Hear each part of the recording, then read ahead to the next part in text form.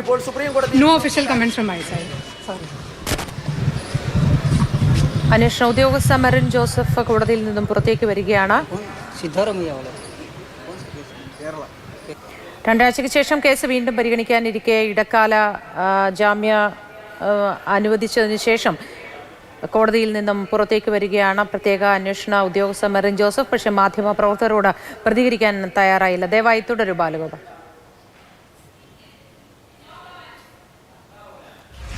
അന്വേഷണ ഉദ്യോഗസ്ഥ മെറിൻ ജോസഫ് ഇപ്പോൾ കോടതിയിൽ നിന്ന് പുറത്തേക്ക് വന്നിട്ടുണ്ട്. അവർ 12 നമ്പർ കോടതിയിൽ ജസ്റ്റിസ് ബേലാം ത്രിവേദിയുടെ അധ്യക്ഷതയിലുള്ള ബെഞ്ചിന് മുമ്പാകെ ഈ കേസിന്റെ നടപടികളൊക്കെ നടക്കുമ്പോൾ അവിടെ ഉണ്ടായിരുന്നു. പക്ഷേ നമുക്ക് ഈ ദൃശ്യങ്ങളിൽ നിന്ന് തന്നെ കാണാം, അന്വേഷണ സംഘത്തിനേറ്റ ഏറ്റവും വലിയ നിരാശാകരമായ ഒരു നടപടിയാണ് സുപ്രീം കോടതിയുടെ ഭാഗത്ത് നിന്ന് ഇപ്പോൾ ഉണ്ടായിരിക്കുന്നത്. രാവിലെ തന്നെ, അതായത് ഇന്ന് കോടതി നടപടി ആരംഭിക്കുന്നതിന് മുമ്പ് തന്നെ മെറിൻ ജോസഫ് കോടതിയിലെത്തിയിരുന്നു. തുടർന്ന് സംസ്ഥാന സർക്കാരിന്റെ അഭിഭാഷക ഐശ്വര്യ ഭട്ടി, സ്റ്റാൻഡിംഗ് കൗൺസിൽ നിശരാജൻ ശങ്കർ എന്നിവരുമായി അവർ ദീർഘനേരം സംസാരിക്കുകയും ഒക്കെ ചെയ്തിരുന്നു.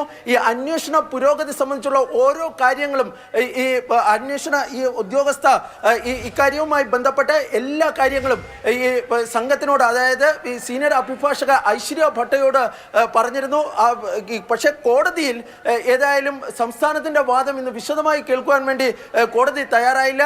കോടതി ഇക്കാര്യത്തിൽ വളരെ ഹ്രസ്വമായ വാദം കേൾക്കൽ മാത്രമാണ് നടത്തിയത്. തുടർന്നാണ് സിദ്ദിഖിന്റെ മുൻകൂർ ജാമ്യാപേക്ഷയിൽ സംസ്ഥാന സർക്കാരിനും അതിജീവിതയ്ക്കും സുപ്രീം കോടതി നോട്ടീസ് അയക്കുകയും അതുപോലെ തന്നെ ഈ കേസിൽ ഏറ്റവും നിർണായകമായ ഒരു കാര്യം, സിദ്ദിഖിന്റെ അറസ്റ്റ് താൽക്കാലികമായി തടഞ്ഞുകൊണ്ടുള്ള ഉത്തരവ് പുറപ്പെടുവിക്കുകയും ചെയ്തിരിക്കുന്നത്. സിദ്ദിഖിന്റെ മകൻ ഈ കേസിന്റെ നടപടികൾ നടക്കുമ്പോൾ സുപ്രീം കോടതിയിലെ 12 നമ്പർ കോടതി മുറിയിലുണ്ടായിരുന്നു. സിദ്ദിഖിന്റെ കേരള ഹൈക്കോടതിയിലെ അഭിഭാഷകൻ ഫിലിപ്പ് ഉണ്ടായിരുന്നു. മുകുൾ റോത്തക്കി, രഞ്ജിത റോത്തക്കി തുടങ്ങിയവരൊക്കെ ഉണ്ടായിരുന്നു. ഈ കോടതി നടപടി അവരെ സംബന്ധിച്ചിടത്തോളം, അതായത് സിദ്ദിഖിന്റെ അഭിഭാഷക സംഘത്തിനെ സംബന്ധിച്ചിടത്തോളം വലിയ ഒരു ഉത്തരവാണ് ഇപ്പോൾ കോടതിയിൽ നിന്ന് ഉണ്ടായിരിക്കുന്നത്.